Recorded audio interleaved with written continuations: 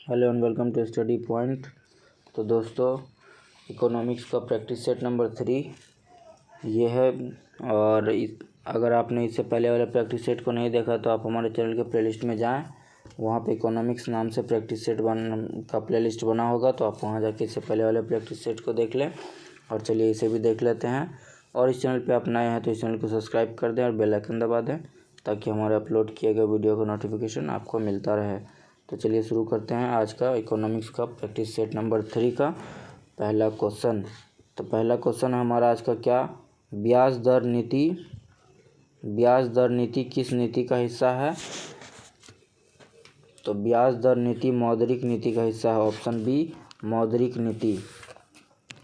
Next question number 2 है, लैंगिक सशक्तिकरण उपाय संयुक्त राष्ट्र विकास कार्यक्रम द्वारा वार्षिक मानव विकास रिपोर्ट में उपयोग किए गए 5 संकेतों में से एक है। इनमें क्या क्या शामिल है? तो इनमें शामिल है, ऑप्शन ए में दिया गया राजनीतिक भागीदारी और निर्णय लेना, तो ये शामिल है। आर्थिक भागीदारी और निर्णय लेना, ये भी शामिल है। आर्थिक संसाधन और संसाधनों पर शक्ति, ये भी शामिल है। और फिर इसका आंसर होगा उसकी डी, ये सभी। इसका आंसर होगा डी, ये सभी शामिल है इसमें। तो लैंगिक सशक्तिकरण में राजनीतिक भागीदारी, आर्थिक भागीदारी और संसाधन पर अधिकार, निर्णय लेना, ये सभी आते हैं। तो इसका आंसर होगा डी। नेक्स्ट क्वेश्चन नंबर 3 हमारा, पौधों की किस्मों और किसानों के अधिकारों का संरक्षण अधिनियम कब पारित हुआ? तो पौधों की किस्मों और किसानों के अधिकारों का संरक्षण अधिनियम पारित हुआ 2007 में। ऑप्शन बी 2007 में। नेक्स्ट क्वेश्चन नंबर 4 है हमारा क्या, ब्रेटन वुड ट्विंस निम्नलिखित में से किन्हें कहा जाता है? तो किन्हें कहा जाता है ब्रेटन वुड ट्विंस? तो ये कहा जाता है IBRD और IMF को। IBRD और IMF को। तो इसमें IBRD को क्या कहते हैं? तो इसे कहते हैं अंतर्राष्ट्रीय पूर्ण निर्माण और विकास बैंक। अंतर्राष्ट्रीय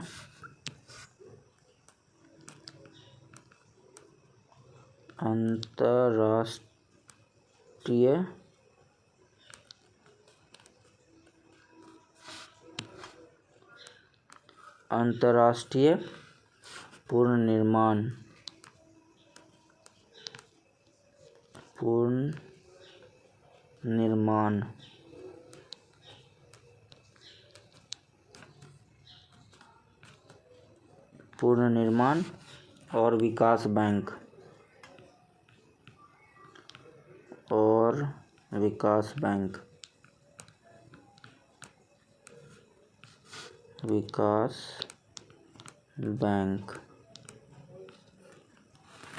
और इसी जगह पे। और IMF का क्या होता है? अंतर्राष्ट्रीय मुद्रा कोष।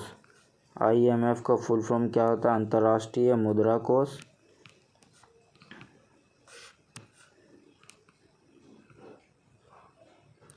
अंतर्राष्ट्रीय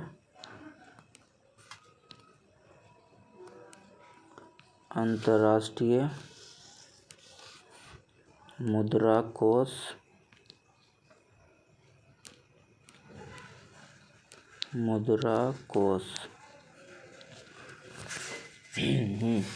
तो अंतर्राष्ट्रीय मुद्रा कोष होता है IMF का। तो इसमें क्या है, ब्रिटेन वुड में अंतर्राष्ट्रीय पूर्ण निर्माण और विकास बैंक और अंतर्राष्ट्रीय मुद्रा कोष की योजना बनाई गई, जो आज विश्व बैंक का समूह का हिस्सा है। तो ये आज विश्व बैंक के समूह का हिस्सा है। तो ब्रेटन वुड ट्विंस किन्हें कहा जाता है? तो ये IBRD और IMF को कहा जाता है। Option A. Next question number 5 हमारा, एक निवेशक या सट्टा जो त्वरित लाभ का एहसास करने के आवंटन के तुरंत बाद उन्हें बेचने के इरादे से एक नए मुद्दे की सदस्यता लेता है, क्या कहा जाता है? तो उसे क्या कहा जाता है? तो उसे कहा जाता है स्टैग। Option A Stag.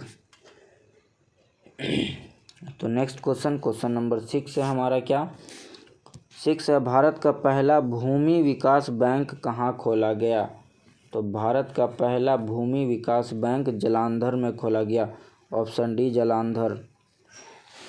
तो भारत का पहला भूमि विकास बैंक जालंधर में खोला गया। तब इसे भूमि बंधन बैंक कहा जाता था। जब इसे खोला गया जालंधर में, तब इसे किस नाम से खोला गया? तो इसे खोला गया था भूमि बंधक बैंक, और अब इसे कहा जाता भूमि विकास बैंक। जो कहाँ खोला गया? तो ये जालंधर में खोला गया। Option D. Next question number 7 है, निम्नलिखित में से क्या एक उदाहरण का प्रतिनिधित्व करता है जिसमें राष्ट्रीय आय को दोहराया जाता है? तो क्या होगा? निम्नलिखित में से क्या एक उदाहरण का प्रतिनिधित्व करता है जिन्हें राष्ट्रीय आय को दोहराया जाता है? तो कौन करता है? तो ये कपास उत्पादन और कपड़ा उत्पादन। ऑप्शन डी कपास उत्पादन और कपड़ा उत्पादन में राष्ट्रीय आय को दोहराया जाता है। नेक्स्ट क्वेश्चन नंबर 8 है हमारा। क्या बेसल द्वितीय समझौते का पहला स्तंभ कौन सा है? तो बेसल द्वितीय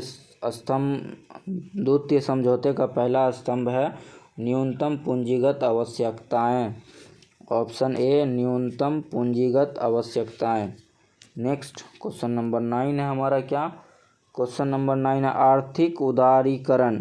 आर्थिक उदारीकरण की दिशा में देश को लेते हुए निम्नलिखित में से कौन सा सरकार का पहला कदम था? तो कौन सा सरकार का पहला कदम था? तो ये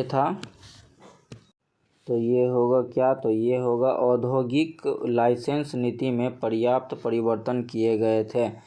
तो इसका आंसर होगा ए औद्योगिक लाइसेंस नीति में पर्याप्त परिवर्तन किए गए थे।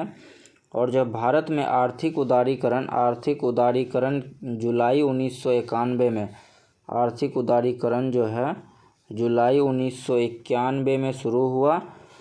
इसके तहत औद्योगिक लाइसेंस नीति में पर्याप्त परिवर्तन किए गए थे।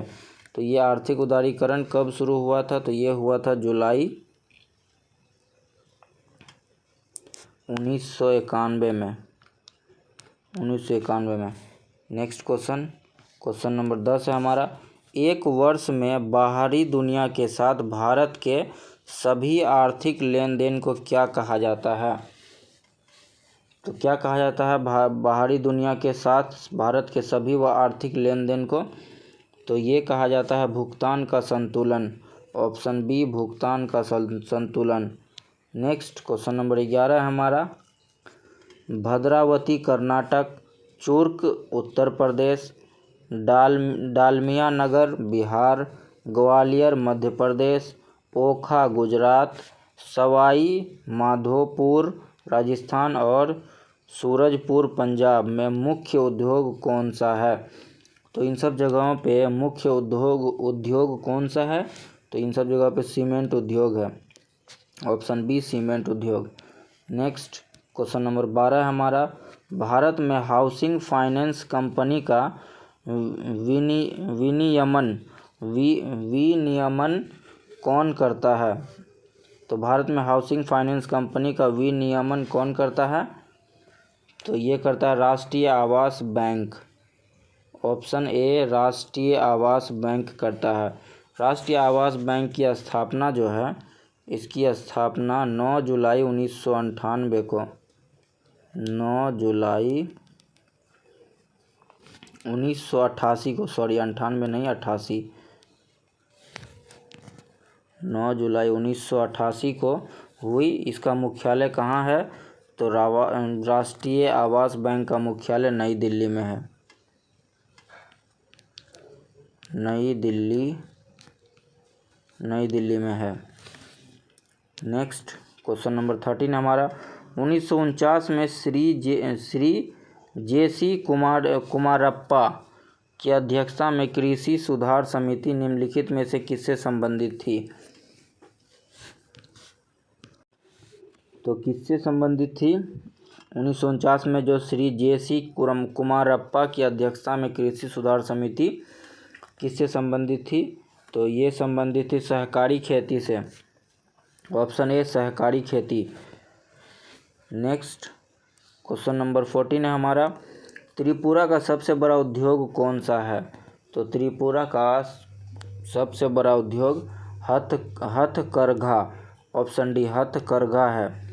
त्रिपुरा का सबसे बड़ा उद्योग हथकरघा है।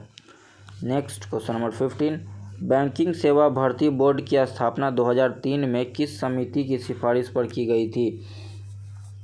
तो बैंकिंग सेवा बोर्ड की स्थापना 2003 में नरसिंहन समिति के सिफारिश पर की गई थी।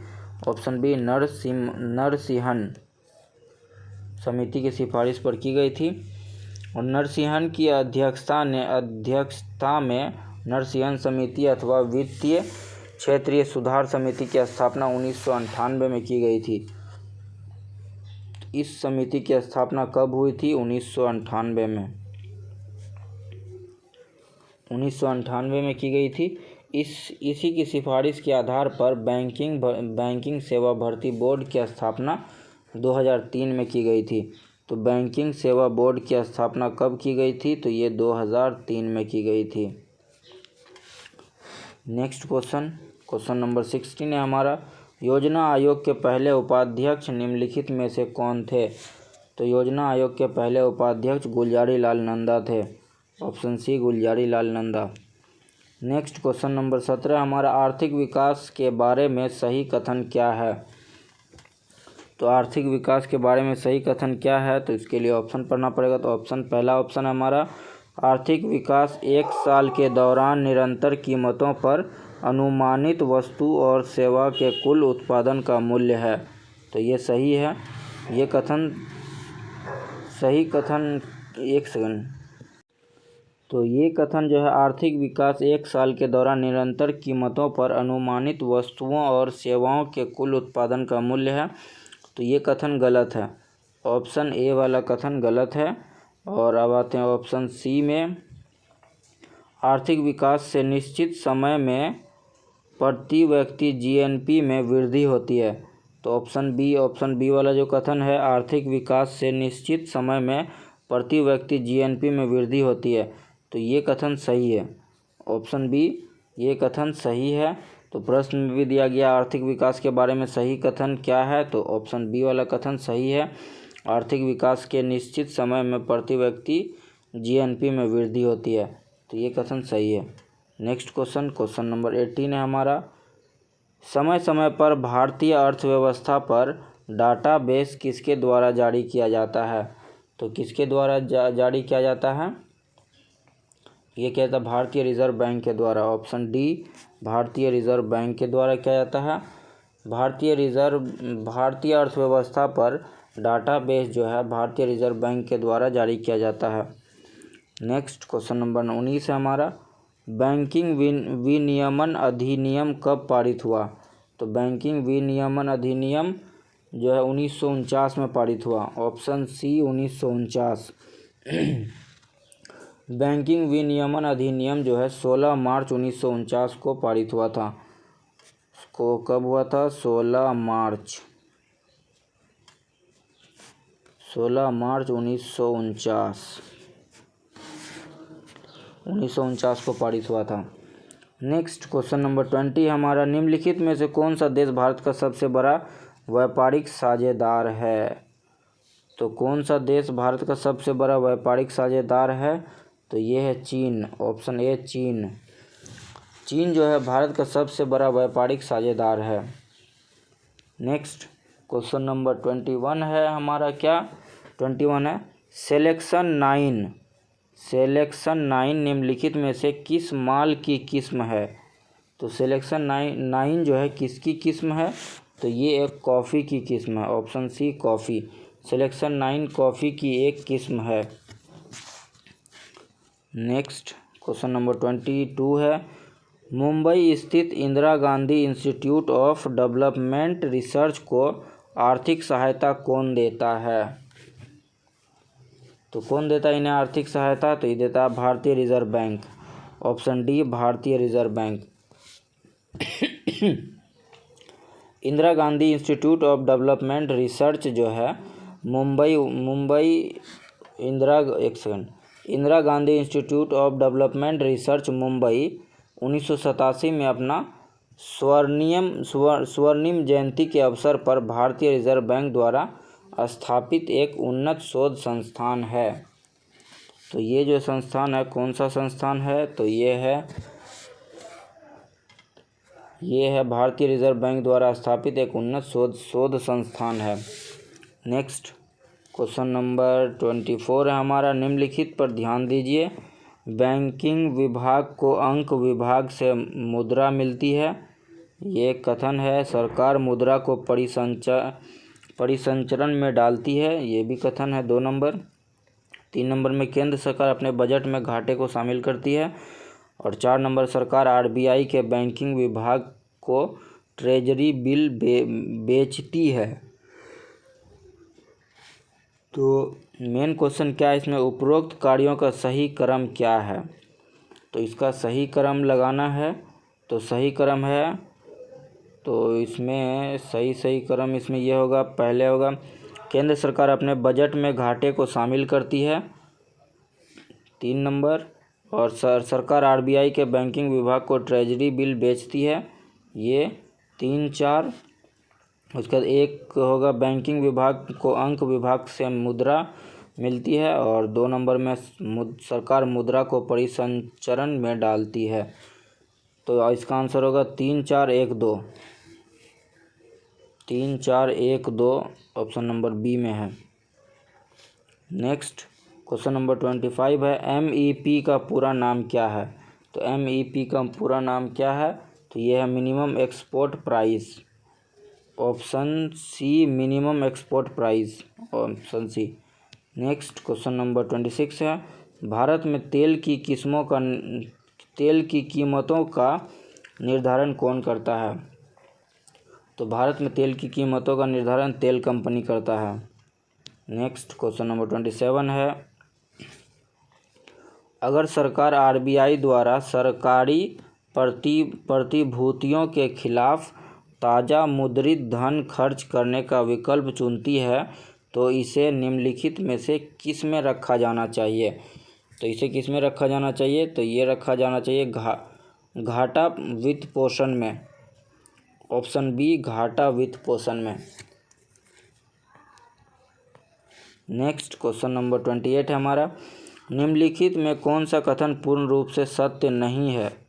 कौन सा कथन सत्य नहीं है, तो कौन सा कथन सत्य नहीं है, तो पहला ऑप्शन है हमारा क्या, मुद्रा की आपूर्ति में वृद्धि से हमेशा मुद्रास्फीति उत्पन्न होगी। तो हमारा पहला ऑप्शन ही गलत है, ये सत्य नहीं है, ये सत्य नहीं है। तो प्रश्न के हिसाब से ऑप्शन ए आंसर होगा कि कौन सा कथन सत्य नहीं है, तो मुद्रा की आपूर्ति में वृद्धि से हमेशा मुद्रास्फीति उत्पन्न होती है, ये कथन सत्य नहीं है, हमेशा मुद्रास्फीति उत्पन्न नहीं होती है। नेक्स्ट क्वेश्चन नंबर 29 है, निम्नलिखित में क्या अदृश्य निर्यात उत्पन्न करता है। तो क्या अदृश्य निर्यात उत्पन्न करता है, तो ये यातायात और यात्रा, ऑप्शन बी यातायात और यात्रा। यातायात और यात्रा अदृश्य निर्यात उत्पन्न करती है। नेक्स्ट क्वेश्चन नंबर 30 हमारा, राष्ट्रीय लघु बचत निधि निम्नलिखित में किसका भाग है। तो राष्ट्रीय लघु बचत निधि निम्नलिखित में किसका भाग है, तो ये भाग है भारत सरकार का सार्वजनिक खाता का, ऑप्शन बी भारत सरकार का सार्वजनिक खाता का। 1999 ईस्वी से भारत के सार्वजनिक खाते में राष्ट्रीय लघु बचत निधि की स्थापना की गई। तो ये कब की गई, बचत निधि की स्थापना 1999 से भारत के सार्वजनिक खाते में राष्ट्रीय लघु बचत निधि की स्थापना की गई। कब, तो 1999 से। तो क्वेश्चन क्या था, राष्ट्रीय लघु बचत निधि निम्नलिखित में से किसका भाग है, तो ये भारत का सार्वजनिक खाता का भाग है। तो दोस्तों इकोनॉमिक्स का प्रैक्टिस सेट नंबर 3 कंप्लीट हुआ। ये वीडियो आपको अच्छा लगे तो इसे लाइक करें, अपने दोस्तों में शेयर करें, और इस चैनल पे आप नए हैं तो इस चैनल को सब्सक्राइब कर दें और बेल आइकन दबा दें ताकि हमारे अपलोड किए गए वीडियो का नोटिफिकेशन आपको मिलता रहे। और अगर आपने इससे पहले वाले सेट को नहीं देखा तो आप हमारे चैनल के प्लेलिस्ट में जाएं, और इकोनॉमिक्स के नाम से प्लेलिस्ट बना हुआ है, तो आप वहां जाके इससे पहले वाले सेट्स भी देख लें। और भी बहुत सारे चीज़, करंट अफेयर्स और भी बहुत सारे प्रैक्टिस सेट इसमें डाले जाते हैं अपकमिंग एग्ज़ाम्स के रिलेटेड, तो आप उसे भी देखें और उसे भी शेयर करें। Thank you for watching this video.